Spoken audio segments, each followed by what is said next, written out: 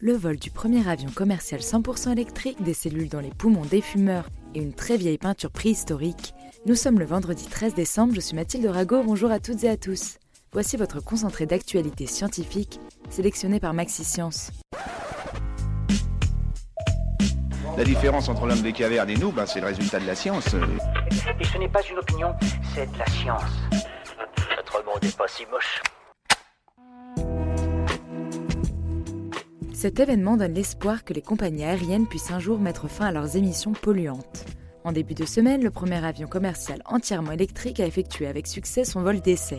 Il a virevolté pendant environ 160 km, pas loin de l'aéroport canadien de Vancouver. Le vol a duré moins de 15 minutes, un trajet certes court mais prometteur et respectueux de l'environnement. Les effets du tabac sur les poumons sont nombreux et déjà bien connus.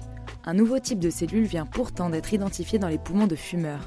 Des cellules qui n'existent pas dans les organes de ceux qui ne fument pas, elles persisteraient dans l'organisme, et ce même après l'arrêt du tabac. Ces découvertes devraient permettre de mieux comprendre la transition des poumons d'un état sain à un état malade. Elle a été peinte il y a plus de 40 000 ans.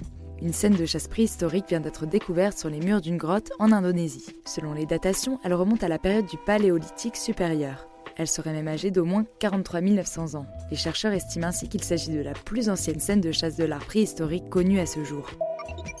Obésité, maladie de Crohn, à quand un vaccin contre les maladies inflammatoires ? Des chercheurs français sont sur une piste qui donne de l'espoir. Ils sont parvenus à protéger des souris contre ces pathologies. Ils ont pour cela développé un vaccin capable de modifier la composition du microbiote intestinal. Pour l'heure, il n'a été testé que sur l'animal, mais les résultats sont prometteurs.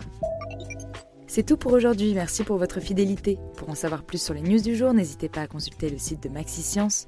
On vous dit à demain pour de nouvelles actualités scientifiques. Voilà. Il ne reste plus qu'à vous remercier de votre attention. Au revoir.